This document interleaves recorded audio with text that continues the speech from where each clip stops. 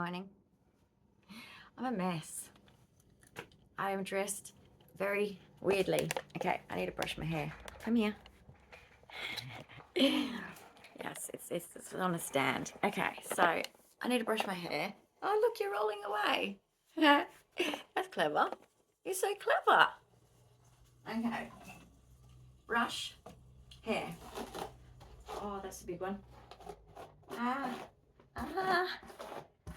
Anyone else have fine hair? Anyway, I'm dressed terribly. Look at me. I've got shorty shorts. I've got this. Hang on, you gotta see what I look like. It's just seriously just delulu. Look at me. It's freezing cold, and I keep saying to say, I'm so cold. Maybe I should put some more clothes on. Anyway, I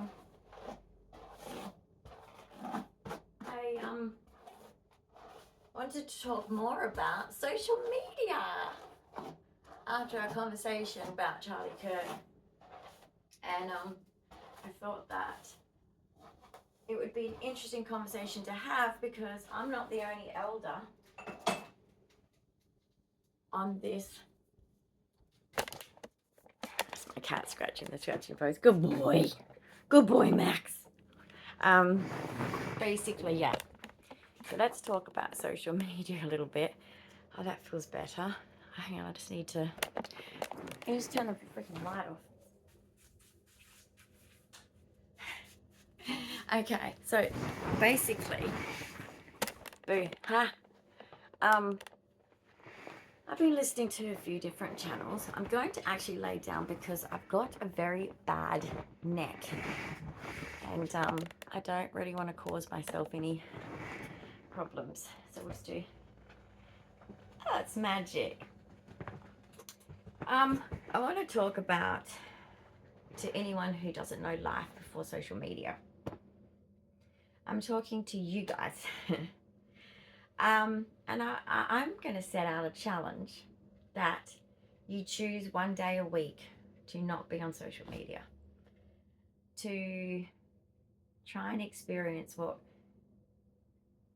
people that have not experienced for either a long time, most of their life, or ever in their life have experienced a time without social media. I think, sorry, I'm out of breath. That's all it takes. I'm not well. And basically, try that one day a week. You don't have to, but I'm just saying it will do you a world of good. You might even end up increasing it because of how good it feels. And the reason I say it's good to do psychologically, which, look, I'm from a generation that's able to switch off. It's easy for me. I don't have anything but this as a social media, and nor does Sir. So we just don't get involved in, I guess we control what we see, what we take in, a bit like your own food diet. Yes, we drive around, well, it's mainly him that gets to go out more than me, but and we see takeaway, but we don't eat a lot of takeaway. Particularly, I don't eat any, but he does sometimes, especially when he's on the run to get things done and he can't always come home and eat. It's just not something that he'll choose on purpose because it's not healthy. And I do the same thing with social media. I could be on all the socials because I'm stuck in bed, and I could flick through and do all these different things, but it's never felt right for me.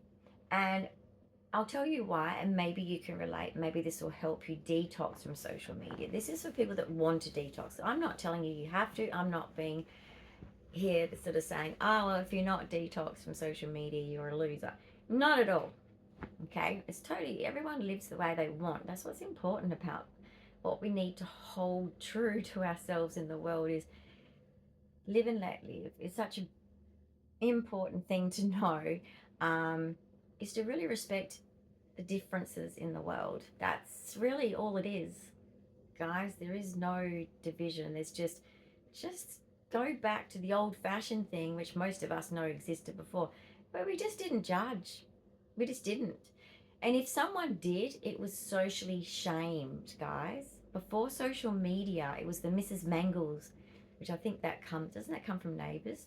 So if sorry if you're American and you don't know that, it's this lady in the street that knows what everyone's doing, and she studies what everyone's doing, and she's just a gossiper.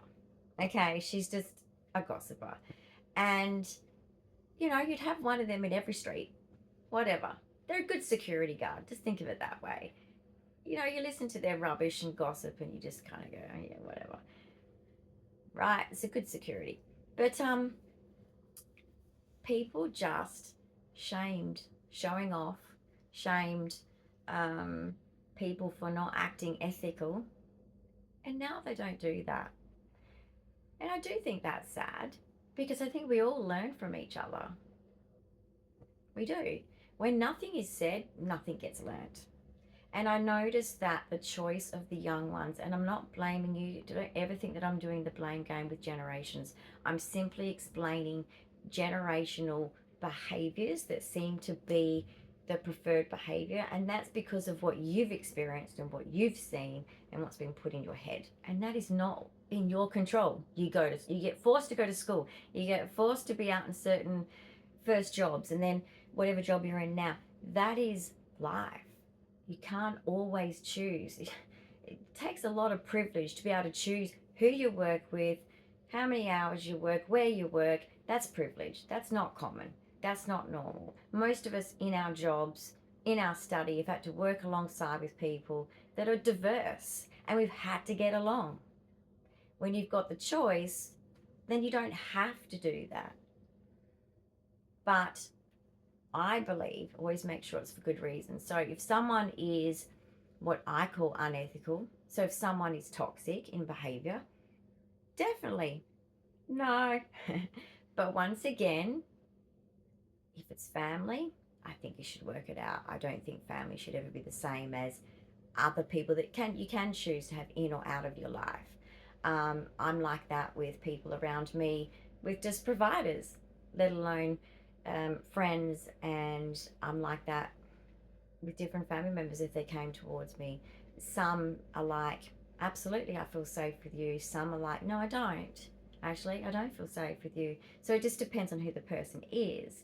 I've been very burnt, so naturally, I haven't been given the easiest of lives. I've been very much excommunicated from my family due to disability, and I don't think they deserve me. Anyway, that's just my opinion, because if they can't be there in the bad times, then screw them in the good times. And which I hope divine interventions happens with that one, because I do think that I'm on the pathway to something big. I don't know what it is, but I just do. And I know that then people will change their minds, and it's like, oh, it's a bit late. You never forget. And this is what I want you to remember in judgment.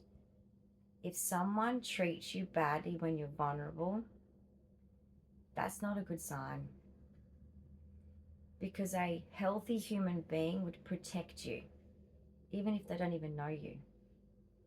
And that's just a sad reality, guys. There's a lot of toxic people in the world, and a lot of toxic people that want to hurt us as disabled people.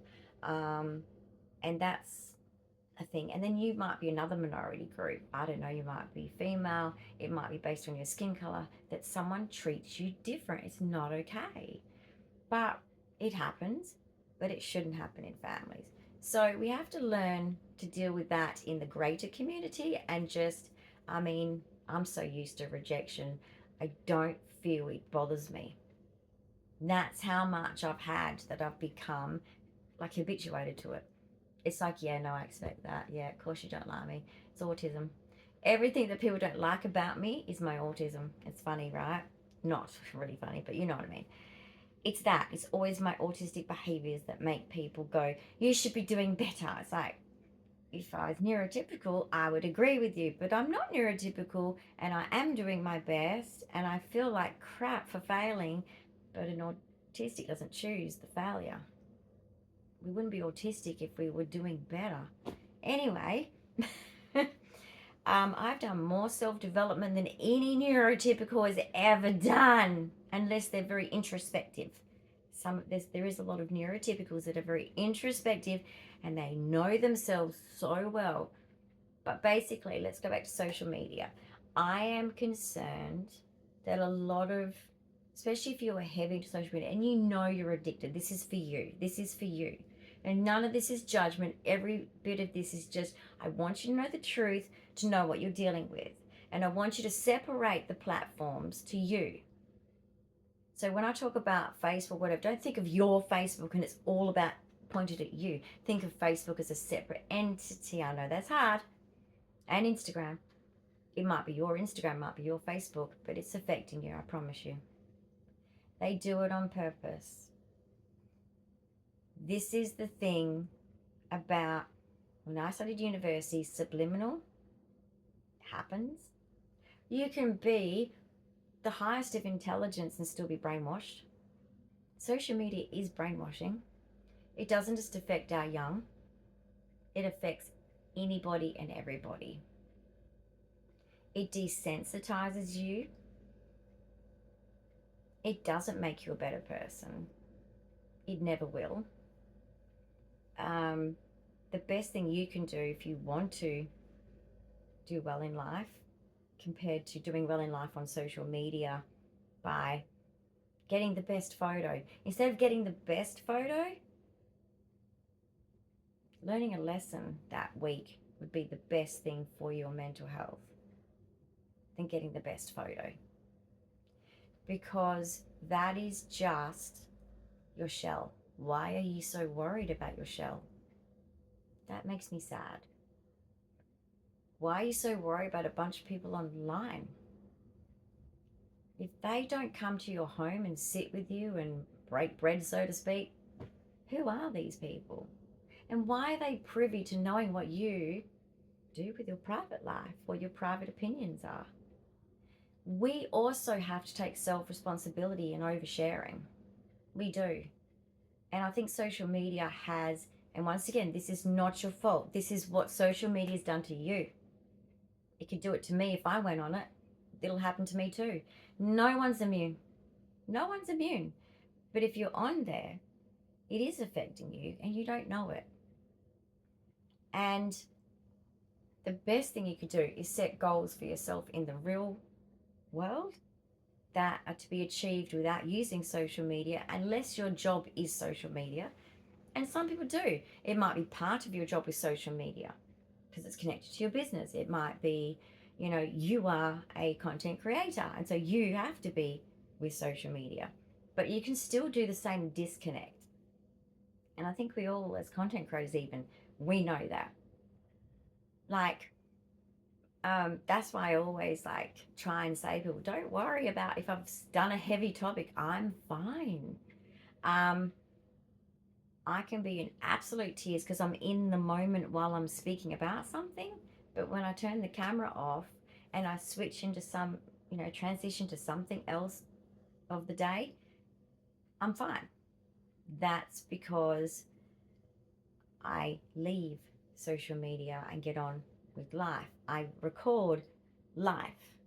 So that's a better way. I think actually YouTube is the healthiest way. Unless you're using your YouTube and you're trying too hard, as in you're trying to be perfect. That would be causing yourself harm. But I think it's an awesome, I used to love, as a teenager, journaling. Loved it.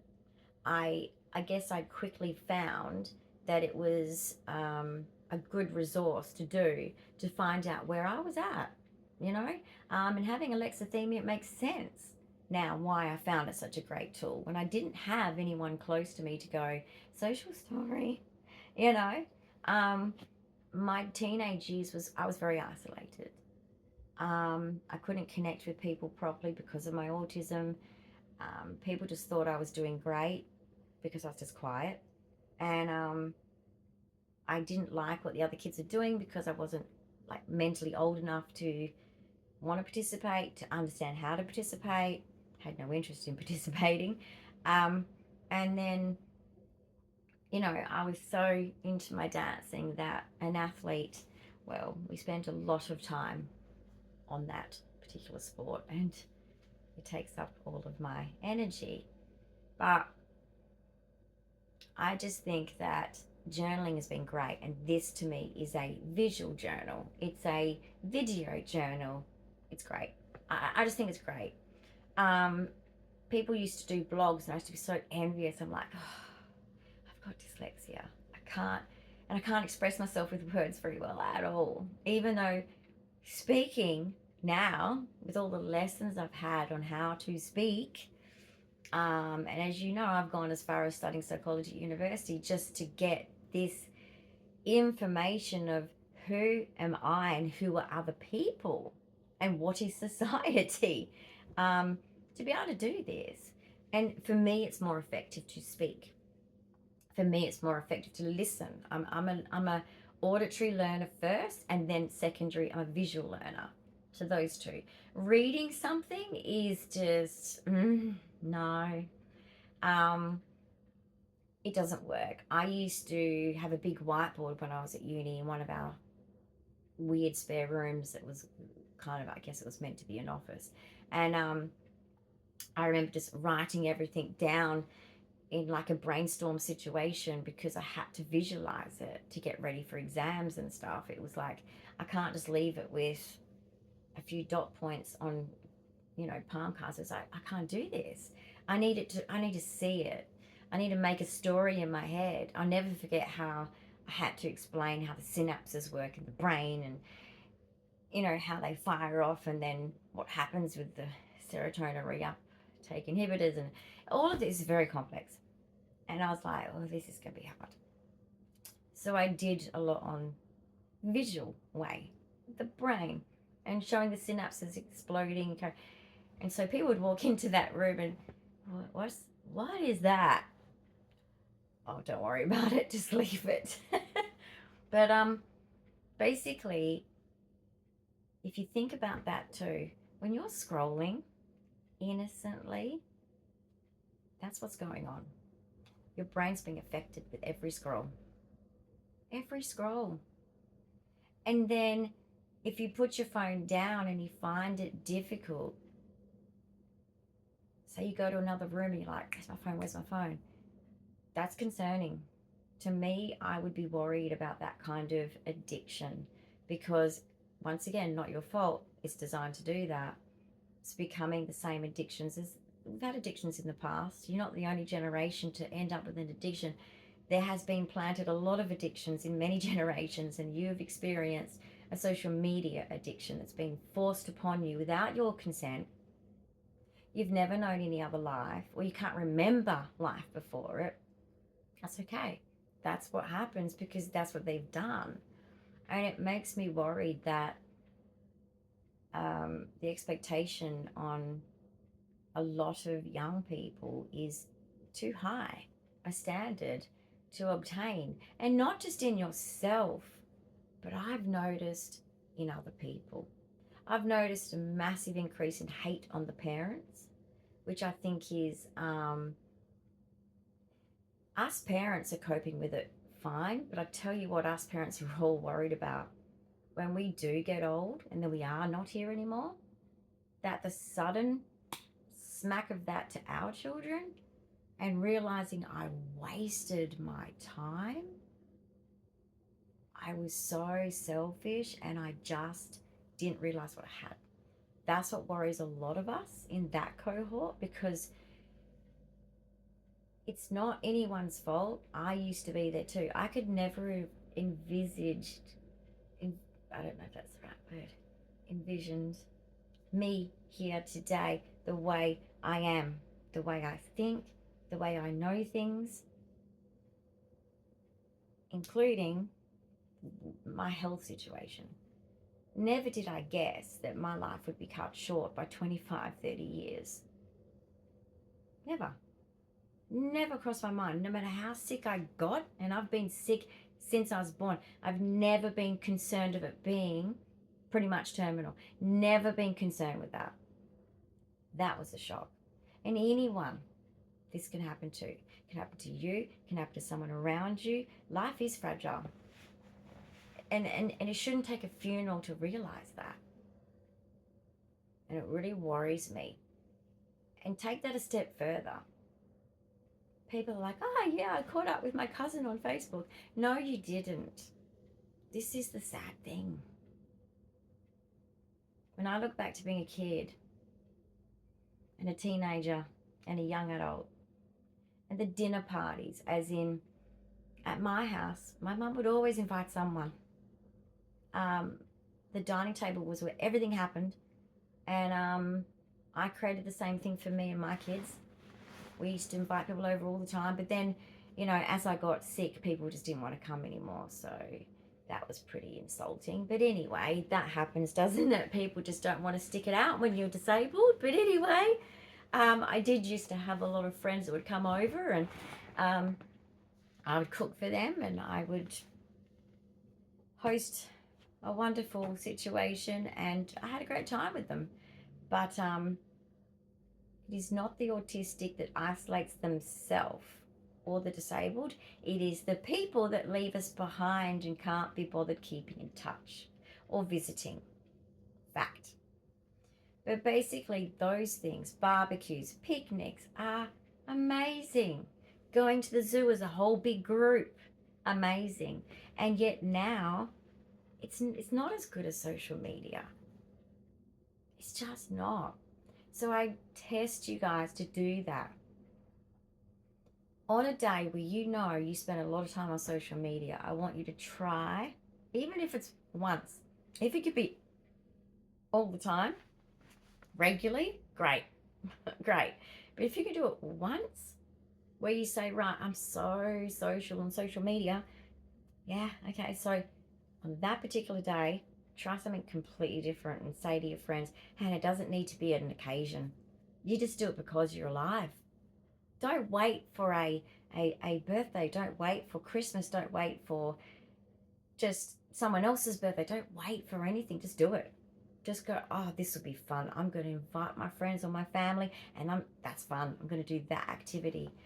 It also is helping your friends and family to step out of their phone as well, by doing something that's a fun activity for all. I remember one Easter, and my kids were pretty much adults at this point, okay? And I still said, no, we're going to the park and we're taking the eggs and we're doing an egg race. End of story. That's what we're doing. And then everyone's like, what? And I had my friend over because her partner worked on the mines and her son. And yeah, I said, yes, we're going to the park. Now, they ended up playing like throwing the eggs and then smashing them down, and there was eggs all over the park. I felt a little bad about that. But you know what? YOLO. The kids had a ball. They were adult kids, but they had a ball. They had a ball. And everyone enjoyed it. And I was really pushing at that stage, and I was losing everyone to social media. And that felt like the last year, and that was roughly around 2016, I reckon. And I felt like I lost holding everyone, doing normal things, sitting at the dinner table and having a chat. It became hostile at the dinner table. I've got to get back to my game. I've got to get back to the phone. And you know what? The sad thing about these young ones is when they look back on spending time with family, at least I sat there and listened to all the weird adults going, you guys are so weird. But now I get it. The things I heard, the things I saw, the things I experienced in the lessons that I'm listening at the dining table is not only history, it's etiquette, it's what's acceptable in the world and what's not. I learned that at the dinner table, passively listening. If I'd gone to my room and sat on my phone or a game, I would not have learnt those lessons. And I tried to keep my children at the table longer, but when they're adults, I don't get a say. Unfortunately, I no longer control their lives, and I don't wish to. But it broke my heart that they were caught in this tidal wave of forced social media on them. But that's where everyone was. I saw them catch up with their mates less.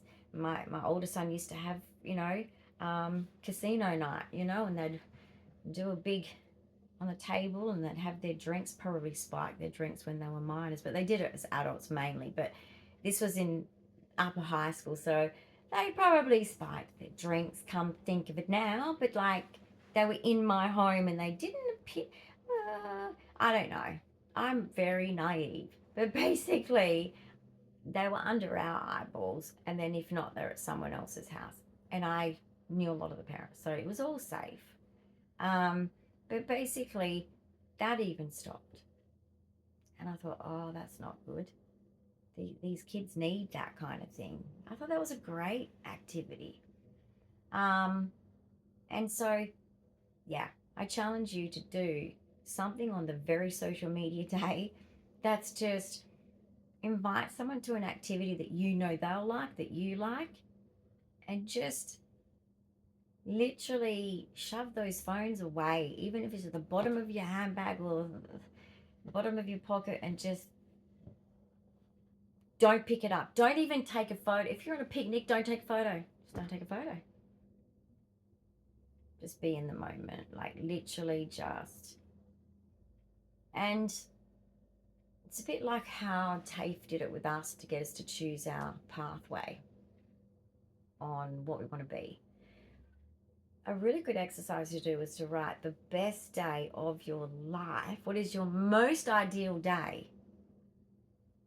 If you write that down, I bet you it doesn't include sitting down and playing on social media for hours. It won't say that. Guarantee it. And whatever you write down, that's what you should be doing, because when you get told one day, which is going to happen to all of us, we all die one day, and one day you'll be told, or you might not be, you'll just know it by being old. I could go any day, I'm old now. Doesn't matter when it happens for you, but you will regret some of these things if you don't do them. You will. It'll also make you sad watching others caught in the same mess. It's going to break your heart, because when push comes to shove and you look at life and you just go, what was my life? It's not what I did as a job. It's not how much money I have or haven't got. It's about who I am, how I've treated everyone around me, and the people I love. That's all it's about. And I have to watch others waste that. So think of people like me who are facing death any day. No one stops and thinks, oh gosh, like this is really serious. People don't think like that. I'm sure if my kids had their way, the funeral will be all about Facebook and Instagram notices. It's just not. I'm not blaming them, but I'm putting them in the basket of the failings of what social media's done to society. It's really sad, because there are some moments that I do believe that's why alcohol is consumed at a higher rate, because I think social media makes people so stressed. And that's the stress response, is to grab the alcohol or other things, and that's what it causes. And if the phones and the social media just got put aside and everyone just focused on the moment, we actually have a lot to give each other. Like, if we all work together, can you imagine what we could achieve? It's pretty huge. But yet people are just not wanting to connect. But the problem with that is it stunts you. It keeps you at a certain level. And if you don't keep engaging with people of difference as well. You're never going to be challenged. You're never going to learn. And it doesn't mean that you have to agree with anyone who has a way different lifestyle, but what it means is you know more of who you are and you understand that there's so many ways to live. It's important. Puts everything in perspective. It's a bit like traveling. That's why traveling's good. Go to Europe, go to somewhere, and if you're in Europe, go to Australia or America or England, somewhere completely different so that you learn different. It just really puts it in perspective what your culture is and what other cultures are. Really, really does. Because I am concerned that the damage to the generation first affected, which I think is my kids' generation, is their parents are more important than what they think. When you lose your parents, now I don't have parents to begin with. I never had the support, so I didn't really feel like I lost anything. So I never had the support. Any support given had strings attached, was to manipulate me and to control me. Not surprised, really, with how my childhood went. So basically, it wasn't unconditional. So I didn't really feel I lost anything. I felt like I lost things when my grandparents left me. And I mean, most of them by death. One of them just because she chose my mother over her granddaughter. Because she doesn't want to think her daughter's done anything wrong. Denial is a long river. So basically, that made me feel a huge sense of loss. And then any other uncle, auntie that I've lost along the way, same thing. I feel like I've lost a parental figure. I feel like I've lost someone that's, all of them taught me so much. And if I was on social media, I wouldn't have learnt that. I wouldn't be as wise as I am right now. I wouldn't. You've got to sit with your family, learn your ancestry, learn the history, ask people from ways, however old your family member is at the top, say, what was it like when you were born? What was it like when you were in primary school? What was it like when you were in high school? What was it like when you were an adult? What was it like raising your family? Really delve in there. Because one day you're going to sit there and say, I mean, I asked a lot of questions as soon as I was speaking. So I got a lot of information. Still wish I got more, but that's just me. I like to know everything because I'm autistic. I'm starving for information. But I know my kids, they just don't know anything. Like, they have not spoken to us as their parents, as people, at all on that level. Because they haven't quite transitioned themselves. I think there's a perception that it's us, but it's actually them. They can't see us as just separate adults. It's too weird to them, I think. They're still in that phase of individuating. And they're confused. And they don't think it's important to have their parents' influence anymore. And it's like, it's a different relationship. I'm not your parent of, this is what you're going to do and I'm going to discipline it. That's not my job anymore. My job is just to sit back. But basically, that's the generation that I feel is desensitized to imperfection. I think that computers have made them think that anything can be perfect. You just have to make the social media look like that, and then it becomes who they are. Problem is, us oldies look at that and go, I can see all the gaps. I can see the problems you're all having. And it's not that we do this of, I'm rubbing in your face. I used to think that about my elders. It's like when they'd point out things that I do wrong or I could do better. Yes, it's like, ouch. That's criticism. That's kind of painful. Are you telling me I'm not good at that? Okay, well, I'm trying my best. But you know what? It didn't come from nastiness. It came from a place of, I want to help you as an elder. And, you know, you get it from some family members in a tiny way, and most of the rest of it's toxic. You ignore it. Then you other family members, you get a lot of good out of them, and you go, ah, yeah, that's. I'll keep that up here, and I'm glad I did. But I think that the next generation keeps thinking that they have the answers to fixing what the rest of us all fucked up. And it deeply concerns me, to be honest. I don't know if some generations are ready for their children to challenge them, because they really feel they're doing the right thing, and it breaks my heart, because it's not that they're not doing the right thing, they are.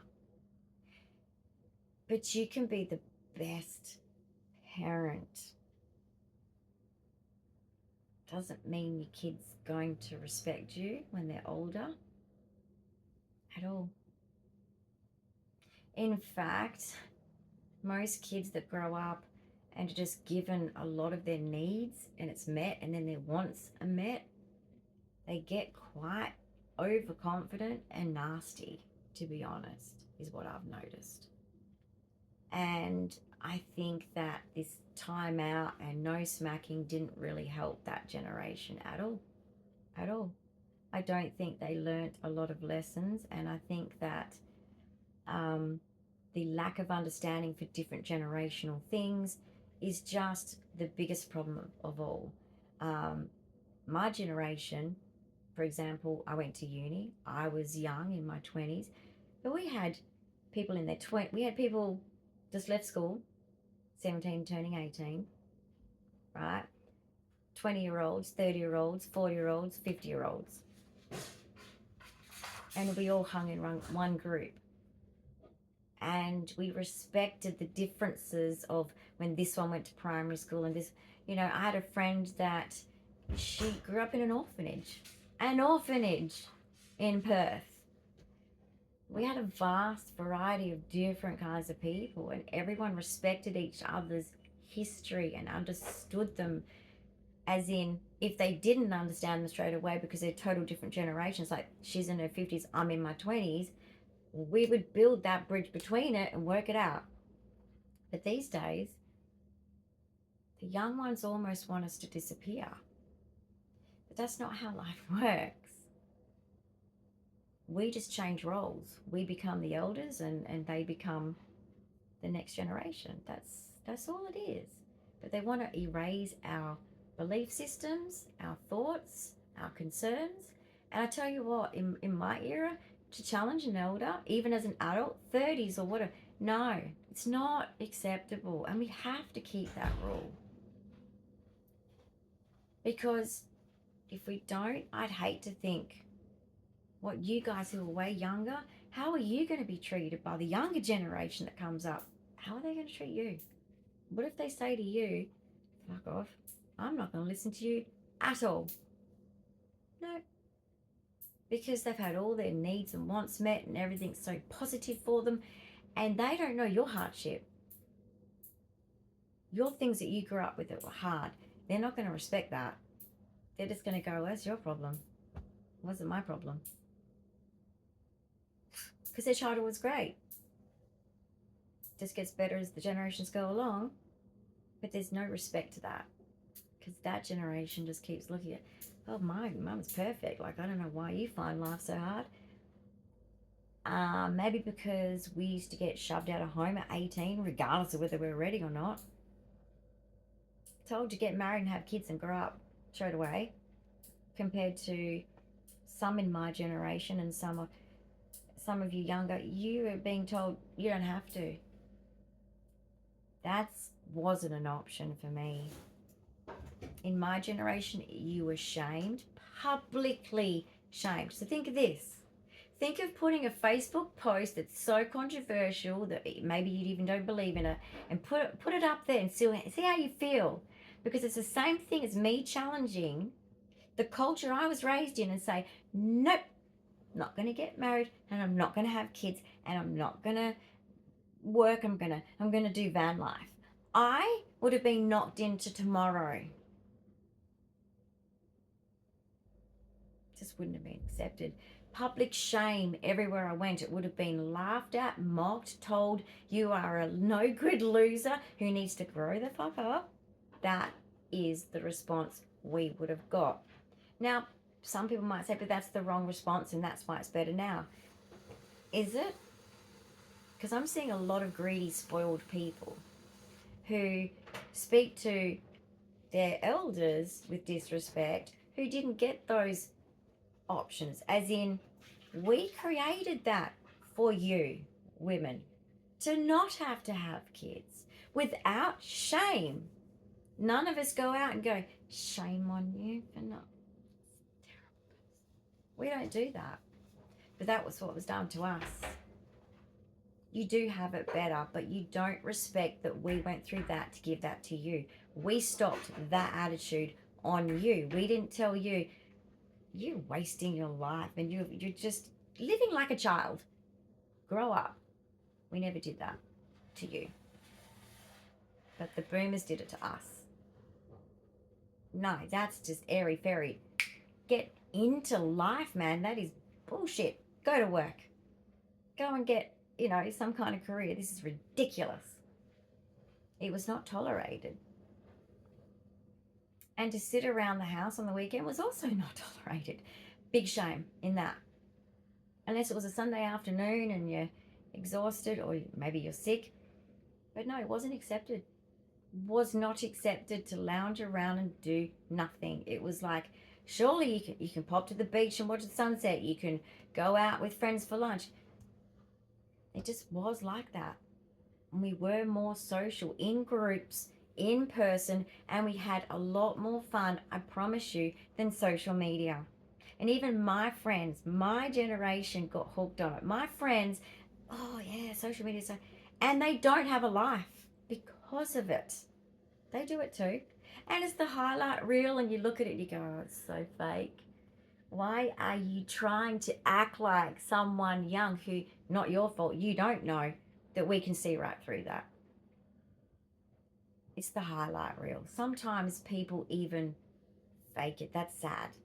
And I am not judging those people, because if someone has to do that to survive in the current social setting of this modern life that we've built, which is shit, you are a victim of this crap. It is not your fault. That is so sad. Don't feel shame if you fake it online. You're a victim. But the thing about being a victim is you can choose to step out. You have to step out. You got to go, I'm not a victim now. I'm going to step over here and I'm going to do something with my life. You don't have to. You can choose not to. And a lot of people choose not to, but I promise you, even with choosing not to have kids, be careful. A lot of women in their 60s can get very depressed about that. It does happen. It's in psychology. So long as you're happy with that, to take that risk if that happens, then fine. It's not a problem. But if people don't think that every decision we make doesn't have a side effect, if it doesn't have it now, it might be years later. It will have a side effect of everything you do. Sometimes it just takes decades, actually, for that to happen, for you to realize, because it's not your fault for being young. It's not your fault for being naive. It's not your fault for not understanding certain lessons if you haven't lived long enough without social media. It's not your fault. But I hope that what I've said today helps anyway, to just critically think about social media. Open up your mind about social media, on how it's affecting you. Just like sometimes you might think about, am I eating clean? Am I eating good? Am I exercising enough? Am I, having enough leisure time instead of just thinking of work and money? I'm not blaming you if you have to do that to get by. Been there, done that. We know that feeling. But I'm saying, don't